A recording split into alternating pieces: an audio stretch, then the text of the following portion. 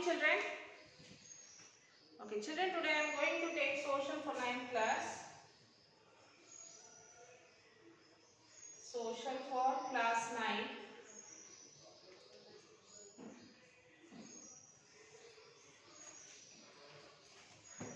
Okay, lesson 9, chapter 9.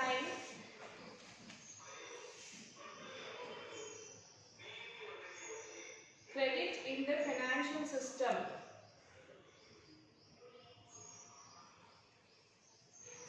Credit in the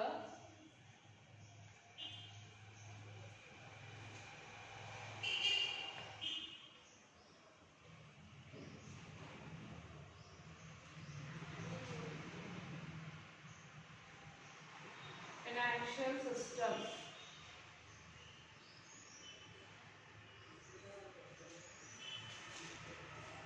Okay, open your textbook page number 105.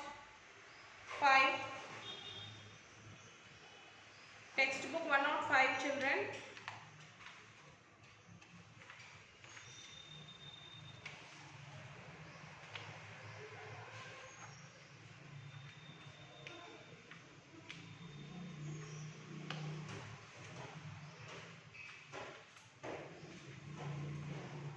Yes, credit in financial system. In class 8, you read about money and different kinds of accounts in the bank. You may be aware that people borrow money from the various sources like friends, relatives, banks, money lenders, etc. So we all know that if it is a need, like we borrow money from the friends, relatives, money lenders, banks. So agricultural laborers usually borrow money from their employers and work for less than market wages. So the agricultural laborers, like the people who work in the farms, for the farmers, what they do, usually they take the money from their employers and work for the less wages. They work for the less wages. Different kinds of credit arrangements are an important component of the financial system of a country and play a crucial role. Okay, in this chapter we will read about the different aspects of the credit system. So in this lesson we will learn about the different aspects of the credit system. First is bank deposits as money. Modern forms of money include currency, paper notes, coins and bank deposits. You read about it in class 8. So, banks accept deposits and also pay an amount as interest on the deposit. So, banks, they take the deposit, the amount which we deposit they take, and they give the interest for the amount which we are depositing in the bank. In this way, people's money is saved with the banks and also earns an interest. So, in this way, if you are depositing the money in the bank, it will be not only saved in the bank, and also for the amount which we are depositing in the bank, for that we get interest also. People have the right to withdraw the money as and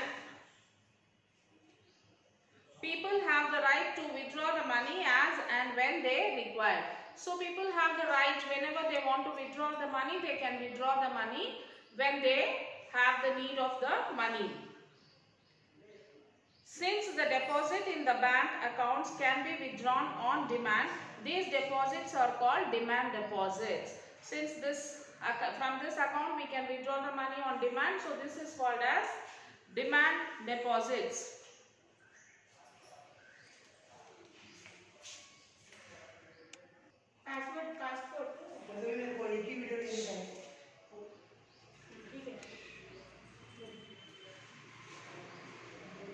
So it is called as demand deposit.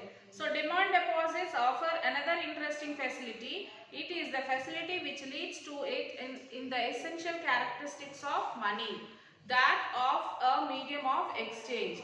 You read of the payments being paid by the checks or by the electronic means instead of cash. So we have already learned that instead of cash we can give the checks also. Since one can withdraw money in cash or make payment by check, so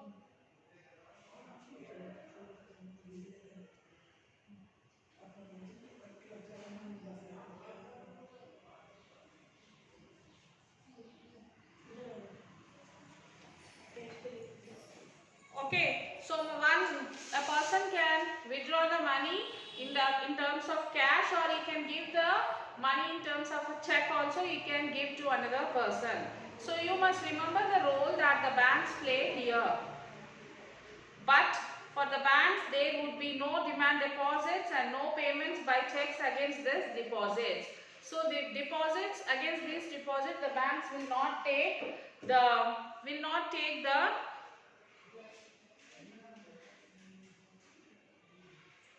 checks and payments. Okay, the modern forms of money, currency and deposits are closely linked to the working of the modern banking system.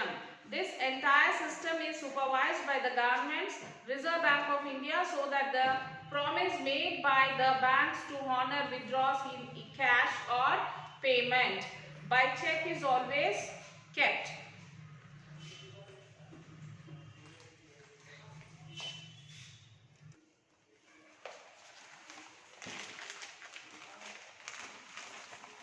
The entire system is supervised by the government Reserve Bank of India, so that the promise made by the bank to honor withdrawals in cash or payments by check is always kept. So the government has to ensure that people's trust in the money kept with the banks in the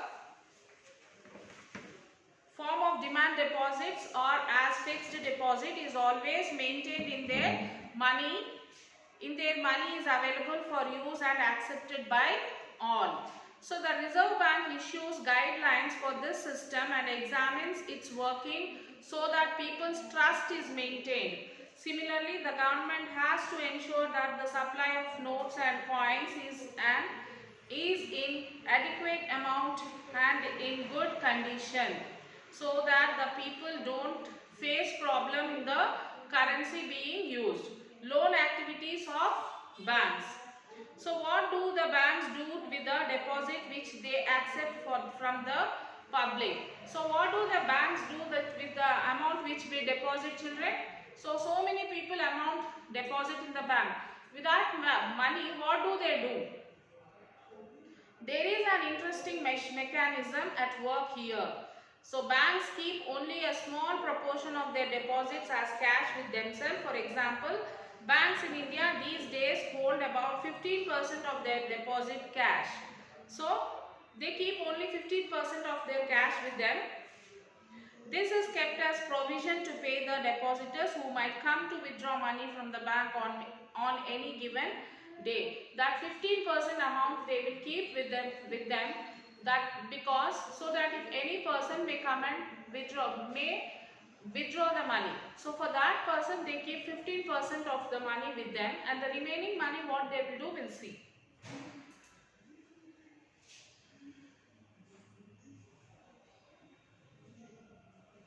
Okay, this is how banking started, because banks all over the world found that they could keep their promise of paying cash on demand. So by keeping only a small fraction of the money in cash. So they already, as the bank promises that whenever you want money you can come and take. So to keep that promise, they keep 15% of the money with them, so that any person may come and ask for the demand for the money. So bank use the major portion of the deposit to extend loans. There is a huge demand for loans for various economic activities. We shall read more about this in the following sections. So the remaining amount bank will keep for giving the loans for the people. Nowadays there is a lot of demand for loans. So banks make use of deposit to meet the loans requirements of the people. In this way, banks mediate between those who have surplus funds, the depositors, and those who are in need of these funds, the borrowers. So banks charge a higher interest rate on loans than what they offer on deposit. So the amount which we deposit, from that they keep only 15% with them, and the remaining amount they give it as a loans for the people. And what they do, you know, children, when we are depositing the amount, they'll give us less interest. When they are the same amount, when they are giving it for loan, they'll collect high interest. Understood? So the amount which we are depositing in the bank, for that they give us less interest, and the same amount, our amount, they collect and they give the amount as loan for the other people. They give the amount as a loan to the other people and they collect high rate of interest. So our interest, giving interest is this much, collecting interest is this much. So they collect the high interest from the people to whom they are giving loan. So did you understand what the remaining amount, what they are doing? Yes. So banks make use of deposits to meet the loans. Okay. So difference between what is charged from borrowers and what is paid to the depositors is the primary source of income of banks. So this is the source of the income for the bank. They take the money from us, the same money they give it for the loan, they collect more interest, they give little interest for us, remaining interest is their sources of money. Okay, why people require credit? Why people require credit? Compared to the past, people's need for credit has increased. So compared to the past, people's required for the credit has been increased. This may be due to the variety of reasons. This may be so many reasons might be there. In agricultural practices, earlier most of the inputs were supplied by the farmers themselves. So in agricultural practice, what happens earlier, most of the inputs were supplied by the farmers only. They use their own cattle for plowing and look help from family members for sowing seeds and manuring their farms. So previously what they used to do, children, they used to use their own cattle for plowing and the family members all together will work, and like that they used to work themselves. They used to help each other from the family members. So the new farming practice requires substantial amount of cash in hand. So the new farming systems have come up. So to go with this new farming system, they must have the cash in the hand. So this is one of the need for taking the credit. Because previously they don't need no need to have the cash or anything with them. Whatever the things they have and whoever are there in the family, all together they work and they used to earn. But because of the new farming, now they need cash. So for that, what they will do? They'll go for the credits.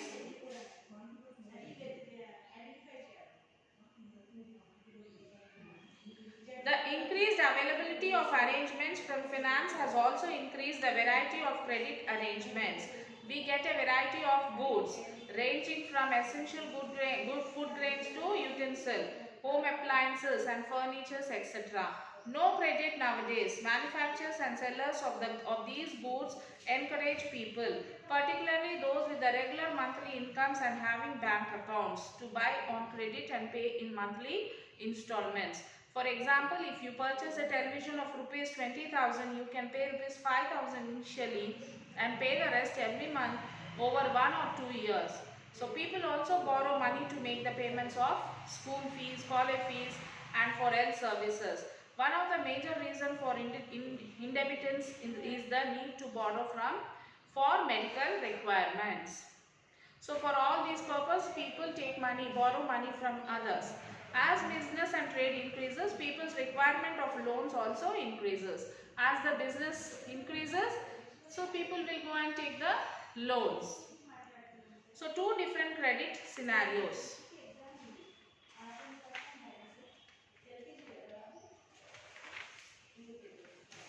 Okay, at the end of the month, Anil is able to deliver the order, make a good profit and repay the money that he had borrowed.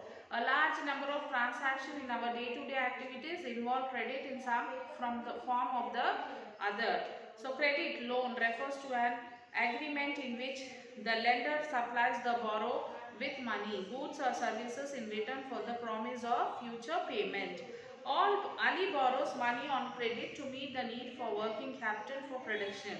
The credit helps him to meet the ongoing expenses of production, complete the production on time, and thereby increase his earnings. Credit therefore plays a vital and positive role in this situation.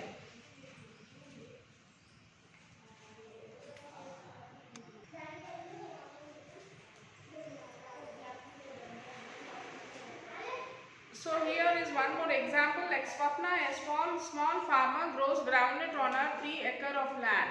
She takes a loan from the money lender to meet the expenses of cultivation, hoping that her harvest would help repay the loan. Midway through the season, the crop is hit by pests and the crop falls. Though Swapna sprays her crops with expensive pesticide, it makes little differences. She is under to repay the money to lender and the debt grows over the year into a large amount. Next year, Swapna takes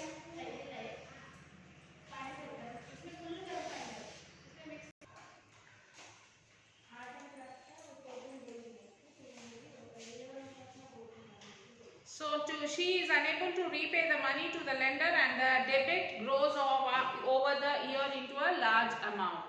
So Swapna, she took the money from the money lender and she was unable to repay that money and the loan is becoming more year by year.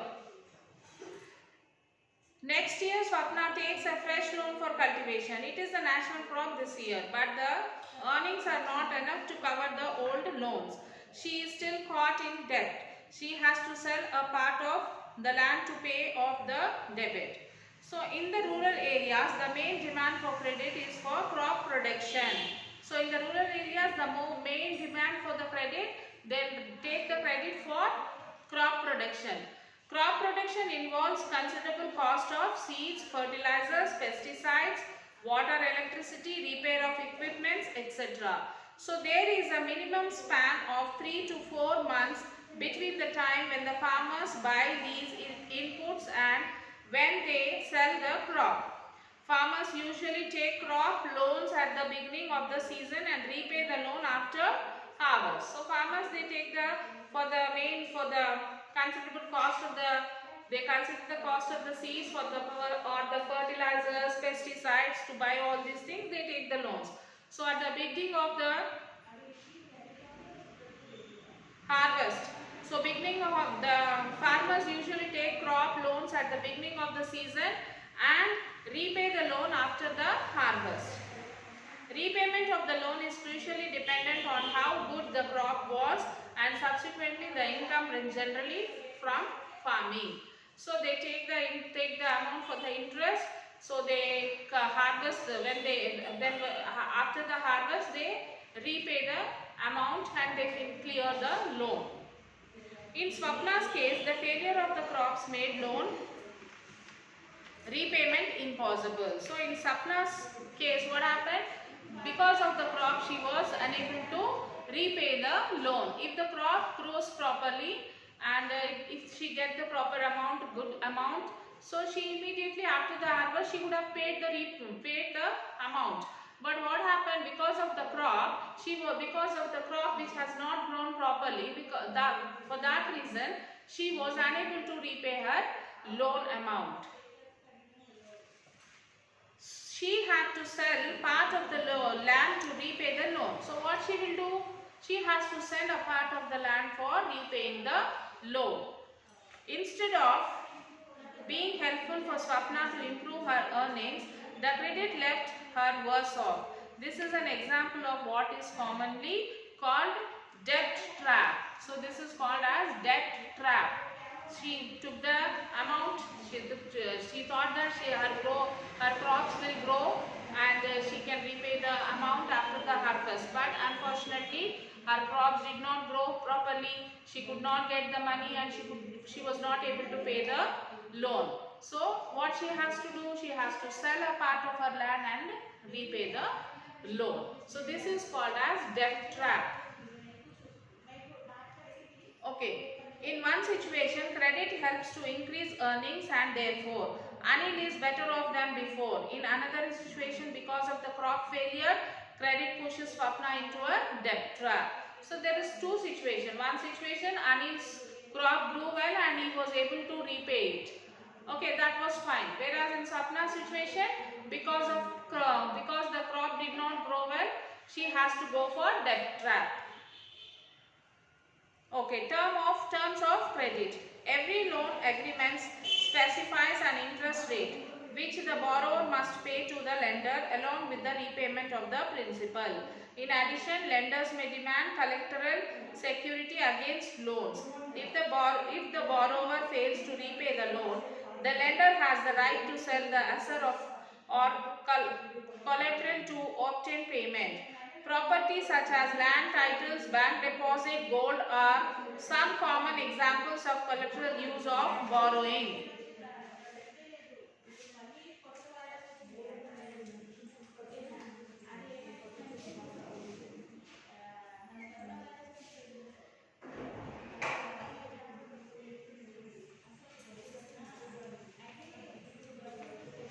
Okay, variety of credit arrangements.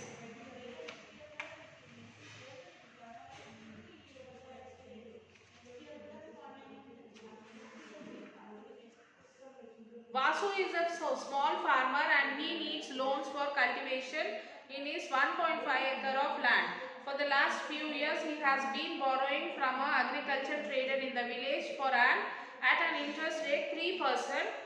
3% per month, that is 36% per year. So Vasu is a small farmer, he needs loan for cultivation for his 1.5 acre of land. So he used to take the amount for the rate of interest for the rate of 3% per month. So for altogether for year it is 36%.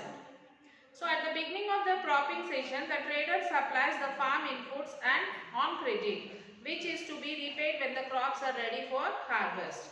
So besides the interest charged on the loan, the trader also makes the farmer promise to sell the crop to him. So and also when he is giving the credit, he will take that by this when the crops are ready for harvest, you will have to complete my loan, and then on one condition, your crop should be sold to me only. In this way, the trader can ensure that the money is repaid promptly. Also, since the crop prices are low after the harvest, the trader is also to make a profit by buying the crop at a low price from the farmers and then selling it later when the profit has risen. So Arun is a farmer and has the 7 acres of land. He is one of the few person to receive a bank loan for cultivation. The interest rate on the loan is 10% per annum and can be repaid anytime within 3 years. Arun plans to repay the loan after harvest by selling a part of crop. He then intends to store the rest of the crop in a warehouse in the nearby town and apply for a fresh loan from the bank against the cold storage receipt. The bank offers this facility to farmers who have taken the crop loan from them. So you will have to read this lesson, children. If you read each and every line, you will understand clearly. Many examples are given. Read each and every examples. Okay, Ramu is agricultural labor working in a neighboring field. There are several months in the year which Ramu has no work and needs credit to meet the daily expenses. So expenses on sudden illness or function in the family are also met through loans. Rama has to depend on the employers, a landowner, for credit. The landowner charges an interest rate of 5% per month. Rama repays the money by working for the landowner. Most of the time Rama has to take a fresh loan before the previous loan has been repaid. At present she owes the landowner rupees 5,000, though the landowner does not treat her well. She continued to work for him since she can get loans from him when in need. So Rama tells us that the only source of credit for the landless people is the landowner employers. So you can read this lesson, children. You will have to read. So now it's the time to write your Sakshi.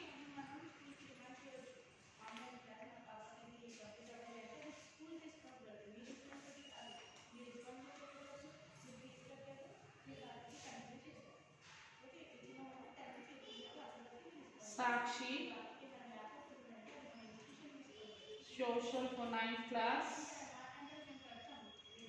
homework. Lesson 9,